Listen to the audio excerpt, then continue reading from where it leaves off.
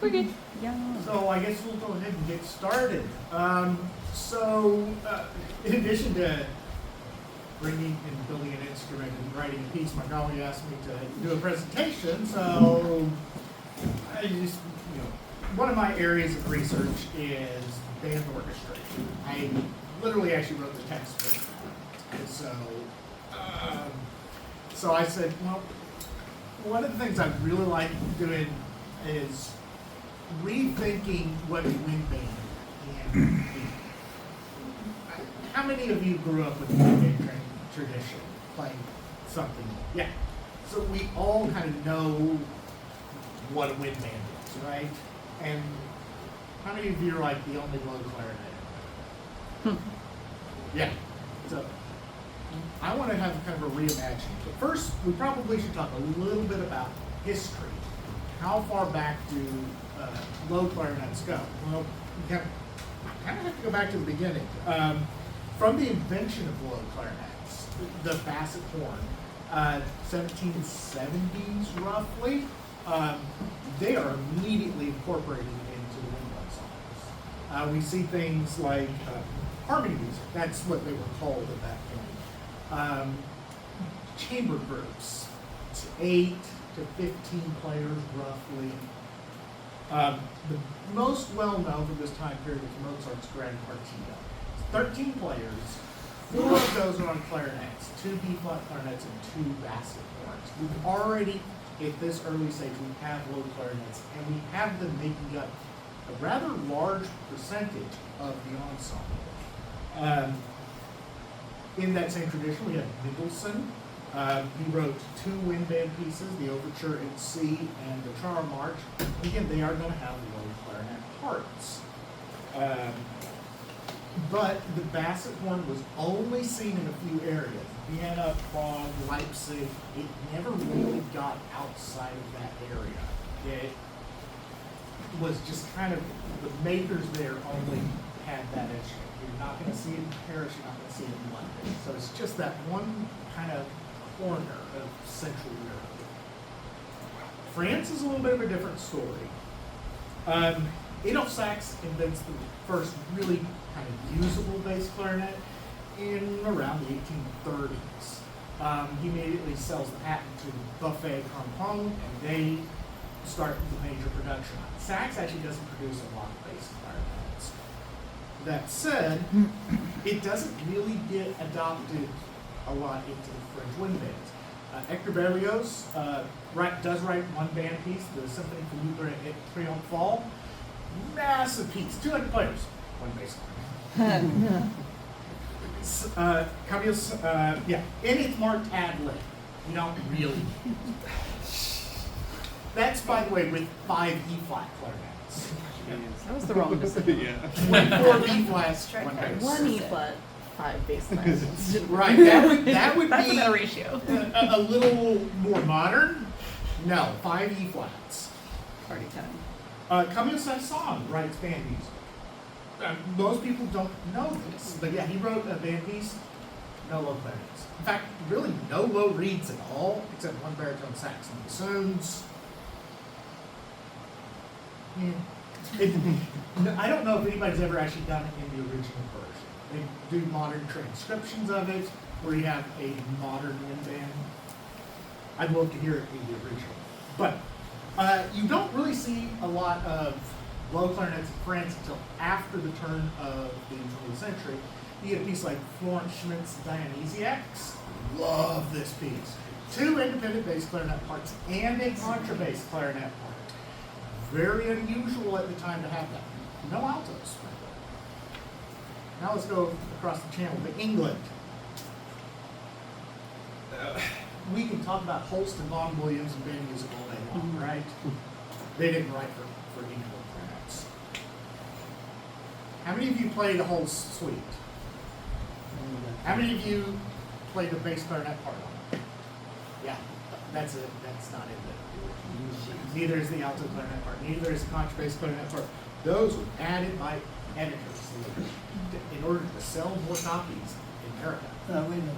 There's a solo passage for bass clarinet in the last movement of the first week.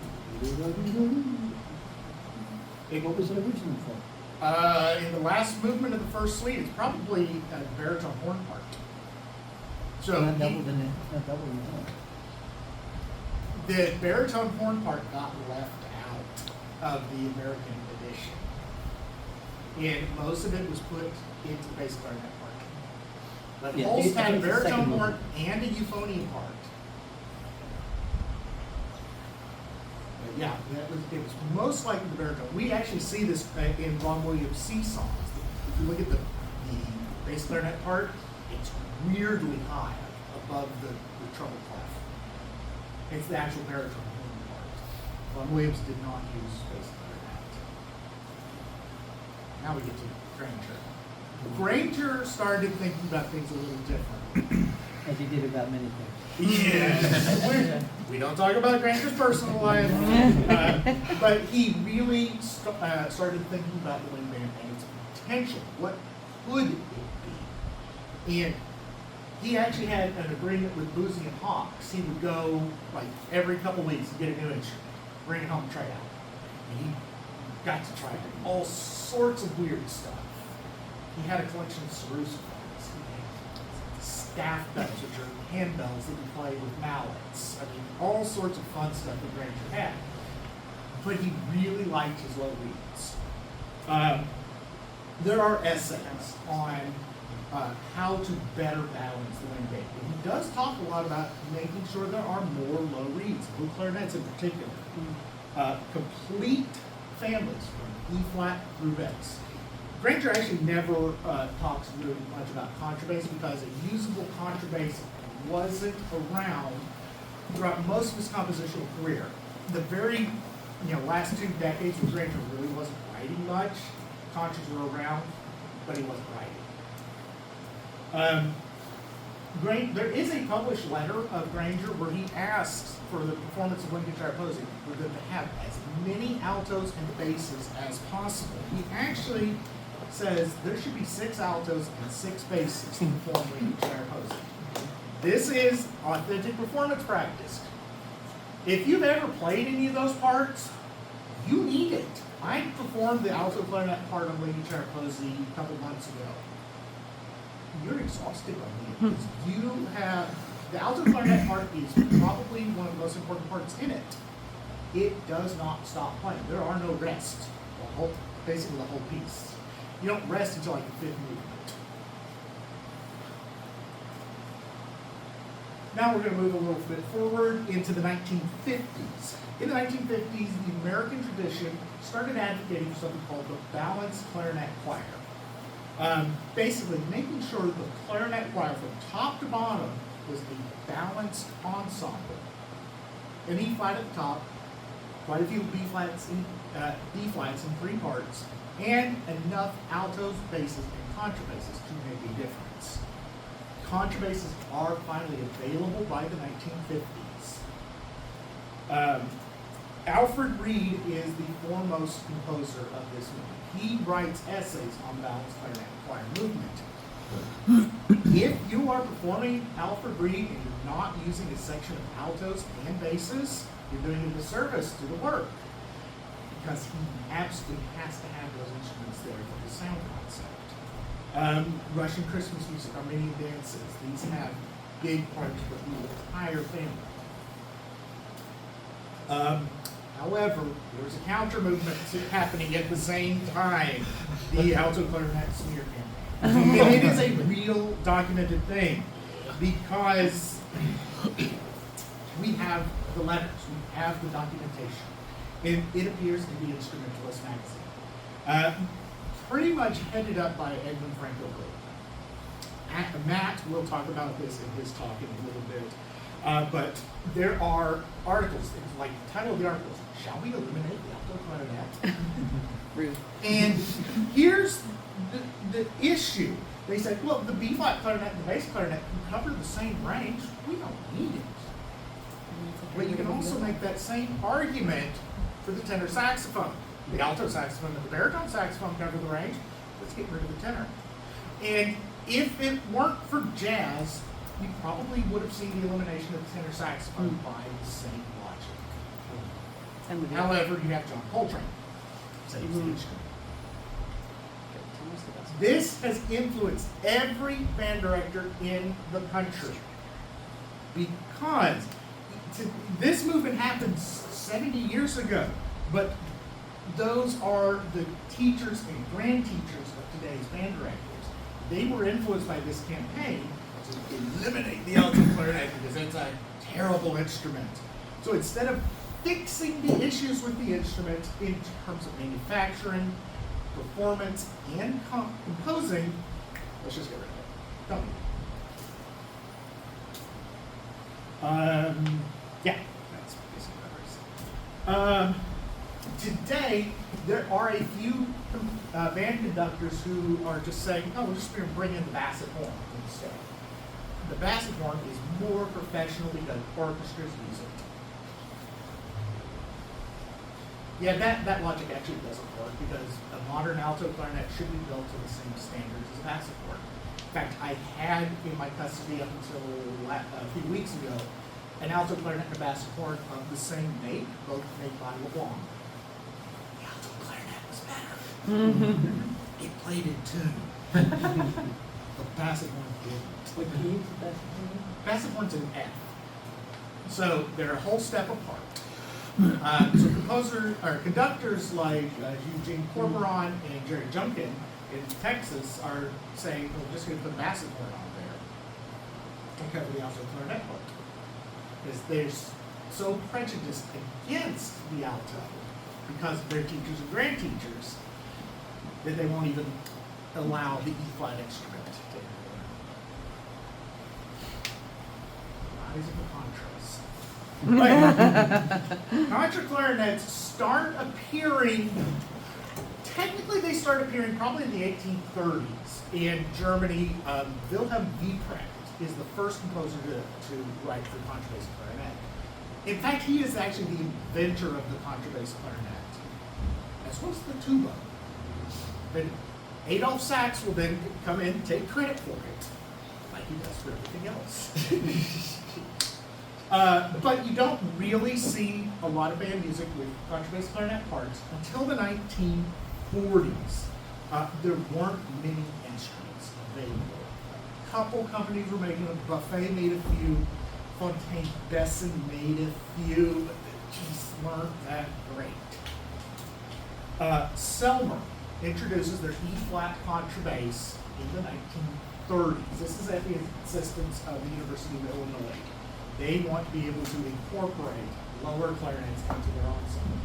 The University of Illinois bands of the late 1920s and early 1930s are massive. They have every instrument you can think of, plus some you've never heard of. Anybody heard of an Antoniophone before? Yeah, they had them.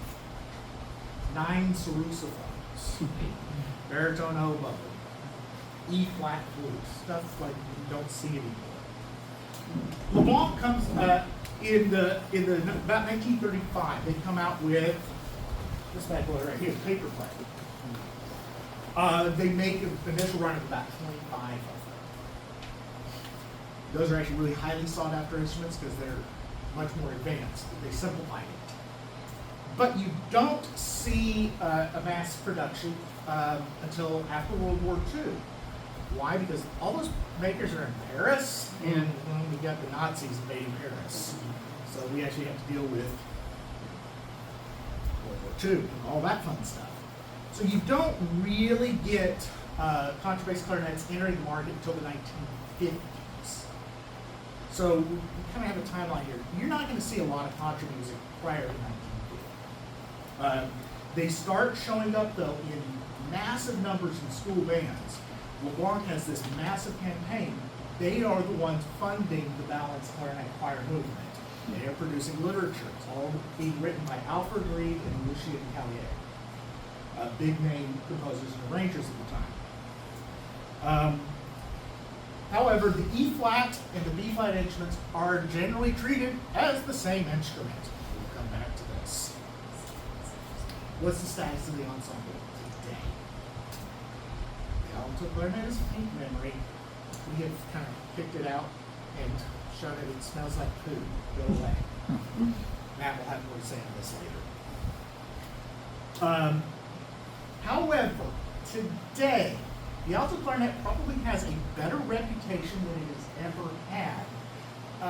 Thanks in part to a lot of people who, some of whom are in the room today, who have been doing a lot of advocacy, saying that, hey, this instrument is good, it's worthwhile. And slowly, there are people who are starting to take it seriously. Performers, conductors, not conductors. Yeah. We got to get to that point to make the conductor say, hey, this instrument is needed. Come on, forget what your teacher told you. There are some brave composers writing for it again. Like I said, it's still conductors. Bass clarinet, on the other hand, is standard. You're seeing it more and more. 2, 3, 4 players sometimes. We have a lot of people with bass. Pretty much everybody in the room has bass clarinet, right? Something like that.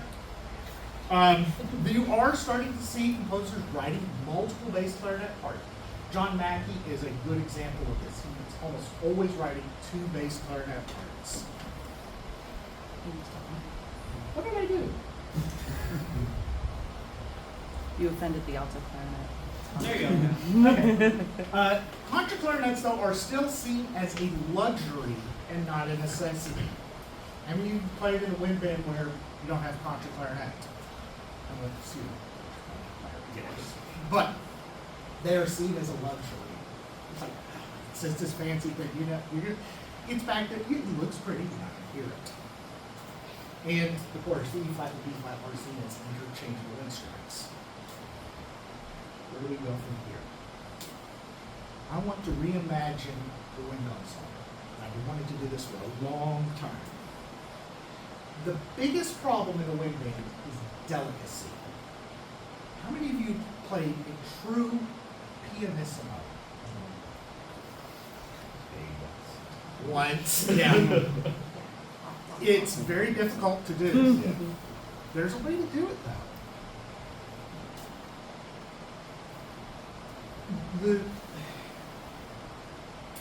If you have brass as your bass, I'm sorry, Baxter, you're gonna hate this, but if you have the brass section as your bass, you can't truly achieve that true pianissimo sound because the sound goes everywhere. It is an omnidirectional sound. No instrument can rival a clarinet in terms of pianissimo. That's just kind of an acoustical fact. You can get this infinite pianissimo. One of the most wonderful orchestration of things. What if we rebuilt it to the wind ensemble? Instead of focusing on the low brass, have a large section of low clarinets as your foundation of the low section. So the concept's going to allow for the bassoons and the euphoniums to actually be more soloists. They can shine. They're not just supporting figures now. They are to the front. You don't have to just, as a bassoon player, I will sit there. Oh, no. Which is, by the way, very difficult to do on bassoon. Bassoon does not have the same pianissimo that clarinets do. It's physically impossible. I'm saying you're struggling. Kill me. And then the tubas do not have to sit there and play the whole time and be worn out by the end. Let the tubas be tubas. The clarinets do the heavy lifting. You now don't have this massive heavy sound. You've got a much more delicate sound with the woodwinds. They now shine a little bit more. The sixth primary. Anybody in the room, think back to when you were a kid. We categorize woodwinds into 5 families: flutes, oboes, clarinets, saxophones, bassoons. However, where I'm from, in Texas, we have a 6th. It's the bass clarinet. How many of you started on bass clarinet as a beginner? Did anybody in the room? No. Fascinating. Different educational system. In Texas, we start beginners on bass clarinet. Starting when? 6th grade. Well, no, like when that starts. It was around when I was in 6th grade in the early 90s. Huh. So it's been a thing for over 30 years. My sister started on bass clarinet a few years behind me. So we've always in Texas, at least in the last 30, probably closer to 40 years, thought of 6 distinct woodwinds: flute, oboe, B-flat clarinet, and bass clarinet, alto sax, bassoon. Texas is obviously the outlier in music education. We kind of take it very seriously there. So, like I said, it's been a primary instrument there for decades. In this regard, I actually will compare it to the euphonium. Euphonium is technically another member of the tuba family. You have the tenor tuba and the contrabass tuba. They're the same instrument, the same family. You know, just an octave apart. Bass clarinet, B-flat clarinet. Very similar in concept. Let's treat it as a principal woodwind, not an auxiliary. Which means that the altos and the contrabasses are now no longer tertiary instruments to the B-flat, they're more a secondary instrument to the bass. You treat the bass as principal, now you can have them double over to alto, double over to contra, instead of B-flat to bass to alto, B-flat to bass to alto to contra. It gets a few too many instruments to carry universally. The bass instrument. This is where groups like this come into play. This has been absolutely fascinating to watch over the last 10 years or so. Bass clarinet has exploded. For whatever reason, the bass clarinet world has taken off. And there are performers around the world who are just advocating for new bass clarinet stuff. We have now low clarinet fest, and the very thing we're here for, the Clarinuveau, focusing on low clarinets, basses in particular. I don't think I've seen another instrument that has this kind of rapid development in the last 10, 20 years as the low clarinets have. It's, from a composer's point of view, it's absolutely fascinating to watch. You can now major in bass clarinet performance. This was not something you could have done 20 years ago. So let's start bringing this into our wind bands because we're now having a lot more players available, a lot more instruments available. Revitalize the alto too. The stigma is eroding slowly. That guy in the back corner over there is showing us what it can do. He's going to show us what it can do here in just a little bit. I've been a big advocate of the alto clarinet for a long time. It needs some rebranding though. I've kind of advocated for this. Anybody who's playing my stuff today will see it does not say alto clarinet on the part, it says tenor clarinet. Think about it this way, the alto clarinet and the tenor saxophone have the same exact range. The only reason we really think of it as an alto is that it shares the same transposition as the alto sax. But it's a tenor voice. In fact, the earliest English name you'll find is tenor clarinet. If you start thinking of it as a tenor, not an alto, you can start thinking of it in a more proper role. Yeah, shared transposition. 2 contras. I gotta speed up a little. Okay, the E-flat and B-flat contrabasses are fundamentally different instruments. How many have played both? How many of you know that there are big differences between how you have to approach the two? But because they're seen as optional in band music, nobody pays attention to the differences between the two. The E-flat contra isn't thought of as its own instrument. In fact, you're seeing more of a decline in E-flat contra usage now than you are seeing with alto. E-flat contra is slowly starting to disappear. You're not seeing it being written for anymore. Everybody wants a bigger B-flat contra. And part of the reason is nobody's come up with a really good name for it. These are some of the names that have been used. E-flat contrabass, E-flat contralto, E-flat contralto. Yeah. This is, by the way, factually incorrect. Contralto is the instrument fourth above the bass, not fifth But to me, all these names are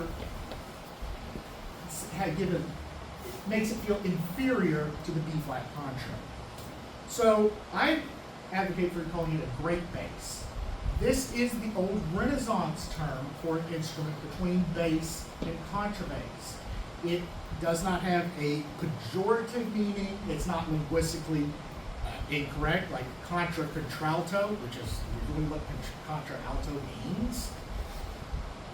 It's great bass. It's hey, that makes you feel better about these, doesn't it? It's good branding. It's good branding, exactly. That term goes all the way back to the Renaissance. It's for some reason we never adopted it. And then we've got this linguistic mess. I had a piece that we played in one of my bands where the composer had a part for E flat contra alto and another part for E flat contralto. We had to figure out what was what. Luckily nobody played either parts. What is the role of the great bass though? Because if you're gonna have two contras, you gotta have roles for them. So the great bass is a much more flexible instrument than the B flat contra. Sorry, all the B flat contra players, it's not true. It's smaller, it can be more agile. But when you use both of them in combination, it gets magical. So I was in one of my wind bands last year, and we were doing a transcription, and we just happened to have a great bass player and a contrabass player playing octaves. If you got that in there, it starts to really sound like a string bass, because you get the complex overtones of both of them starting to mix together, and now you've got a much better fundamental to the rest of the ensemble. You now have a much richer sound. The great bass can do more soloistic than the contrabass can be that real deep fundamental. Now let's talk some numbers. How big of an expanded section can we realistically go? 2 E flat tenors. That's not undoable. I mean, 2 independent parts or unison with some Advocacy. How about 4 bass clarinets? I see some people liking that. In 2 parts or 4 independent parts. How awesome would it be to play a band with 4 independent bass clarinets? And then an independent great bass and an independent contrabass player. 8 players. You've now transformed the wind ensemble, and you have a huge low end. You don't need to rely on the brass anymore with 8 low clarinets. Hey, add a couple more contras, right? 8 players, up to 8 independent parts. Think about the textures you can get from that. With everybody doing something different, these like massive string Advocacies that you get in romantic early 20th century music, you can now do that in a band. You couldn't do that before, especially like the big Advocacy cello section. There's no way to do that. Maintain a similar timbre. The upper wind ones don't have to play out so much because they're having to play over brass instruments. The band's low end is no longer so heavy. How many of you played in a band where everything's just heavy and loud all the time? It's just like, hey, you don't have to have a hand. You can just balance everything with better instrumentation. Back to that texture, these glowing string textures. This is one of my biggest pet peeves as an orchestrator. If everybody is playing at the same time in a band, it sounds like crap. It's terrible orchestration. Nobody is coming down with the texture. It's boring to listen to, it's boring to play. Okay, now, the room for the octo. Somewhere in the back of the room, I don't know where Harrison put it. It's got it on the table. Before this year, if you had asked me, could you ever write for an octo contra clarinet? My answer would have absolutely been no. Yeah, this year kind of changed things because we have now two makers who have made workable octo contra clarinets. So in Germany, a maker named Martin Fullo has just come out with a working prototype of a B-flat octo contra bass. One full octave below the contra bass. That goes below the piano? Down to the B-flat below the piano. A full octave below what that piano. That's very low. B-flat negative 1. That rules. Yes. And then Jared DeLeon, who could not be with us today for this weekend, he had to have a birthday this weekend, has invented an octo contra alto subgrade bass. And we have it sitting back there. We're still working on it. This is my instrument, and I finished building it on Tuesday, and we're still tweaking it. We'll hear it tonight. You'll feel it. This instrument will go down to F. F alone. Oh. But I don't think they're quite ready for prime time yet. I think we may need to wait another 2 years. But if, with all this said, I think there's huge potential for a greater role of the low clarinets in the wind band. And I want to see something like this happen. I would love to just have like an experiment in an ensemble where we do something. It'd be so much fun. I think that's about all my time today. Yay!